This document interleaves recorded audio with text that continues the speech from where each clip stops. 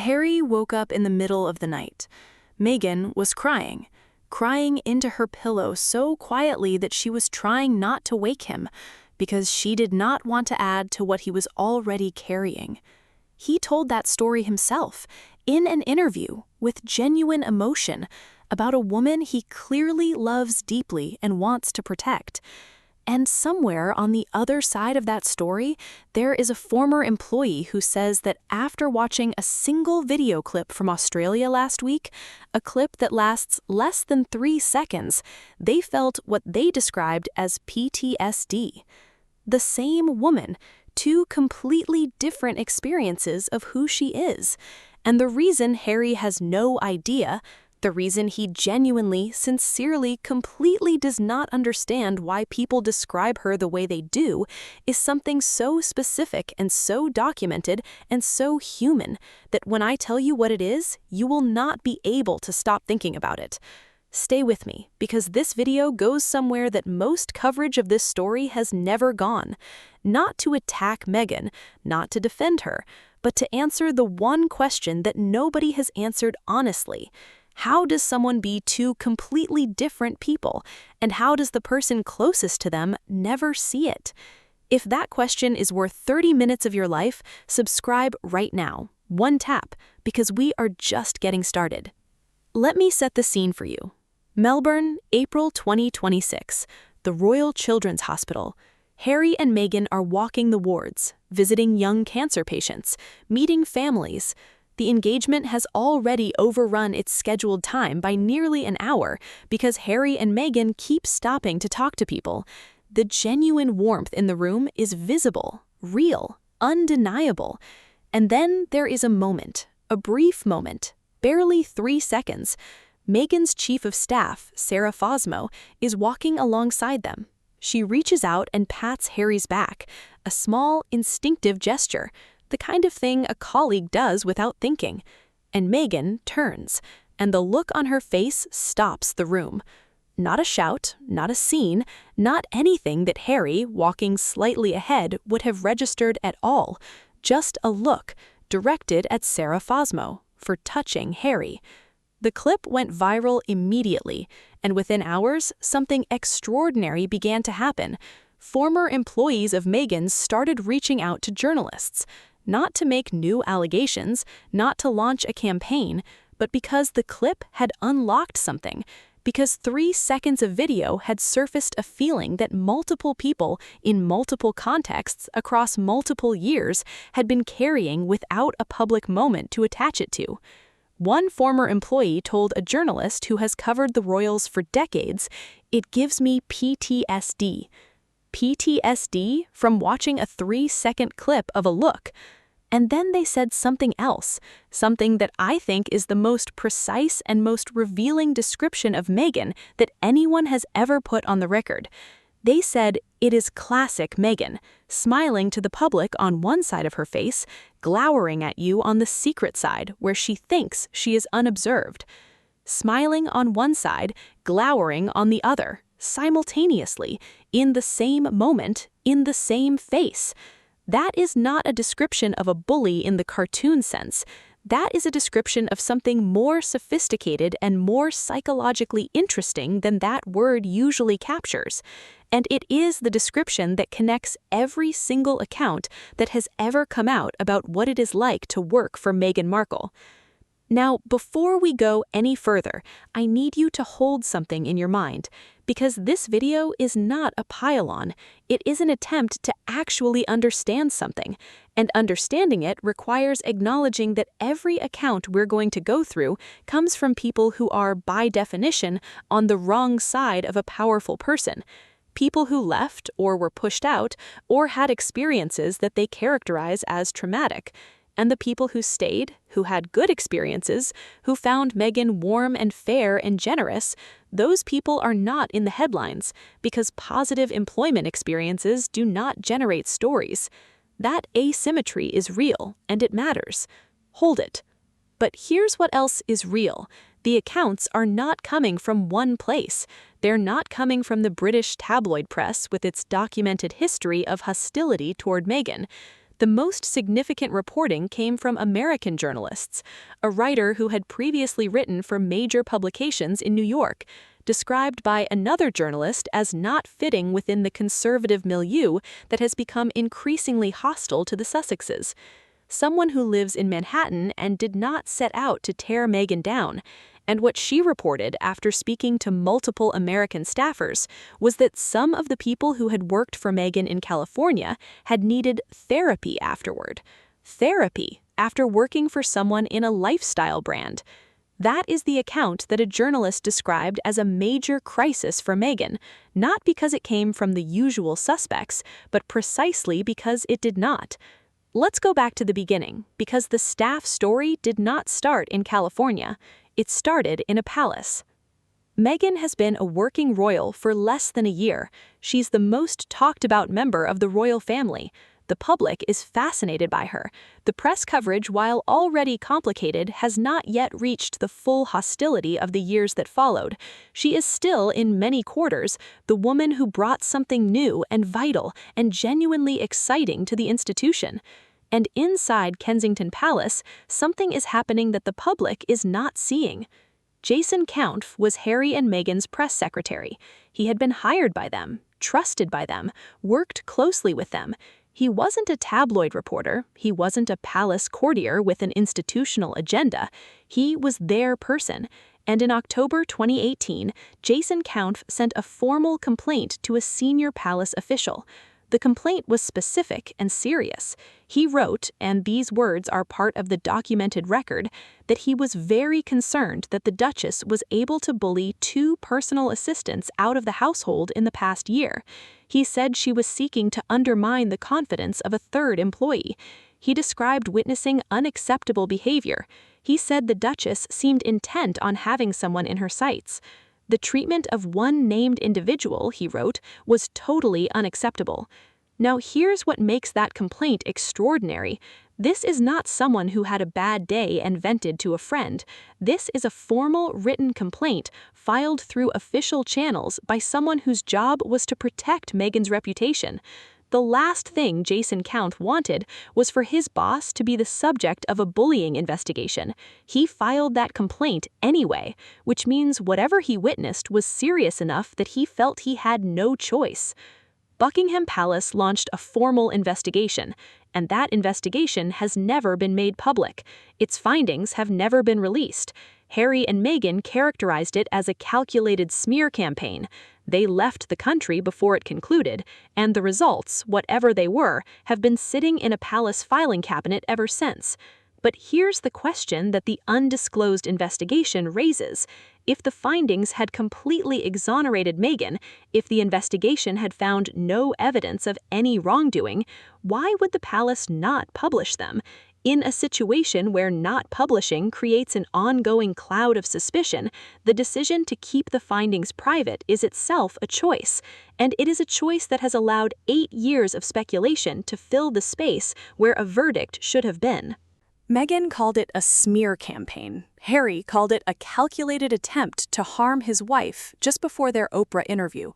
And some of the people involved in the original complaints have stayed silent, while others have not. And the investigation sits, unpublished, somewhere in the palace. Let's talk about what came after the palace, because one of the most important things about this story is that the accounts did not stop when Harry and Meghan moved to California. They followed them. In 2022, when they were building Archewell and the Netflix deal was running hot and the whole operation was at its most commercially successful, a report described Meghan inside the company as a dictator in high heels, marching around, fuming, barking orders, reducing grown men to tears.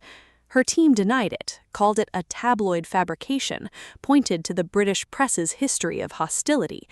And then the accounts kept coming. From American sources, from people who had never worked for the British tabloids, from staffers at Spotify who had worked on the podcast, who gave her nicknames, the details of which were unpleasant enough to be reported, but specific enough not to have been invented. And then, January 2025, a Vanity Fair report, American publication, American staffers, American sources who had no connection to the British royal world or its press machinery.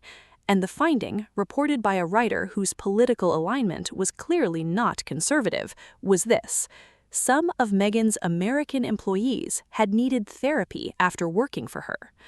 The journalist who covered the story described the accounts as suggesting it is possible to be yelled at without someone raising their voice, that the whisper shout, the technique that multiple former employees have independently described, allows a person to convey aggression with complete plausible deniability because Harry is in the room and Harry only hears normal, and Harry's response, every time, is that Meghan is misunderstood.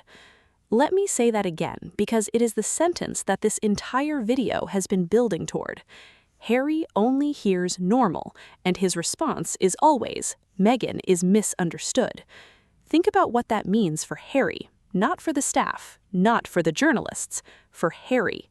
He is a man who has, by his own account, spent years of his life in therapy trying to understand himself and the people around him, who has made emotional intelligence and psychological awareness the cornerstone of his public identity, who has spoken publicly about the importance of listening, of being present, of creating safe spaces for the people around you.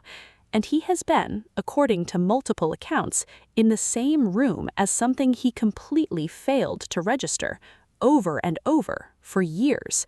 Not because he is stupid or uncaring or complicit, but because the technique was specifically calibrated to be invisible to him, because the whisper shout exists in the register that Harry cannot hear, because the glower on the secret side of his face is always pointed away from where he is standing.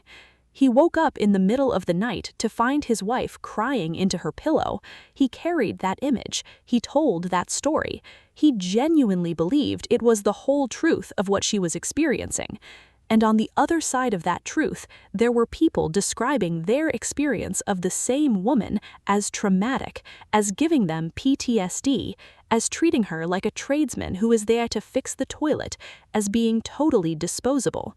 Two truths, both real, both documented, existing simultaneously in the same life, the same house, the same marriage.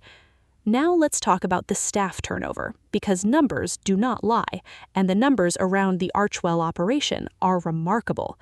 In December 2025, a large majority of staff at the Archwell Foundation were let go. Earlier that year, 4 aides resigned in June, including 2 seasoned PR professionals. In October 2025, the Director of Communications left after 4 months. Before that, the Chief of Staff left after 3 months. Before that, another Chief of Staff left. The Director of Programs and Operations was terminated. The Head of Content left. The Head of Audio left. The Head of Marketing left. And a source with direct knowledge of the operation said the thing that has been cited by every journalist who has covered this story. They said, Meghan and Harry have hired some of the most incredible people at the top of their fields, yet somehow none of them ever work out. None of them ever work out. That sentence is not from someone hostile to Meghan, it is from someone inside her world who is trying to describe something without fully naming it. And the something they are not fully naming is the same something that Jason Canaf named in 2018, that the person who hired these incredible people, who inspired them and excited them and made them believe they were building something extraordinary, is also the person who made some of them need therapy afterward. And Harry does not know, because Harry only hears normal.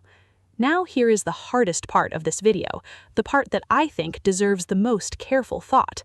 There is a version of everything I have just told you that does not require Meghan to be a bad person, a calculated, cynical, deliberately cruel person. There is a version that is actually much more human and much more sad than that. A woman who grew up with a deep need to control her environment because she had very little control over the instability of her childhood. A woman who learned early that the world did not give her what she needed with a fight, who developed a set of behaviors, the relentless drive, the perfectionism, the sensitivity to perceived slights, the need to be the most important person in any room, that helped her survive and succeed in a world that was not always fair to her. and then who found herself in one of the most scrutinized positions in the world, in an institution that, by her own account, did not protect her, in a marriage to a man who, by his own account, was still working through the grief and the damage of his own childhood, in a commercial operation that kept failing to deliver what it promised, under a level of public attention that would be difficult for anyone to manage with consistent grace. That version of Meghan, the one whose behavior comes from damage rather than calculation, is also documented. It also has witnesses. It is also a real reading of the evidence. And both versions coexist, the woman crying into the pillow and the woman with the glower on the secret side of her face, the person who inspires genuine devotion from people who have known her and genuine trauma in people who have worked for her, the public smile and the private look, the two faces, simultaneously, in the same moment, in the same face. That is not a simple story. It is not a story with a villain and a verdict. It is a story about a person who is, like most complicated people, genuinely different things to different people in different contexts. What it is not, and this is the thing I want to leave you with, is a story that Harry can see from where he is standing, because Harry is always standing on the public side. He is always in the room where she sounds normal. He is always the person she is performing for, even when she doesn't know she is performing. He is the audience for the smile, and the staff are the audience for the glower. And he wakes up in the middle of the night to find her crying into her pillow, and he carries it, and he says she is misunderstood with complete sincerity, because from where Harry stands, she is. That is not ignorance, that is love, and love, real, genuine, protective, unconditional love, is the most effective blindfold in the world. He has no idea, not because nobody told him, because the person he loves made sure he could not hear it.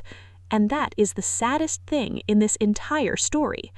Drop a comment and tell me where you land on this. Is this a portrait of a bully or a portrait of a damaged person whose damage lands differently depending on how much power they have over you? I genuinely want to know. Subscribe if you haven't, because this story has more layers that we have covered today, and the next video goes somewhere that changes the shape of everything we have talked about here. See you there.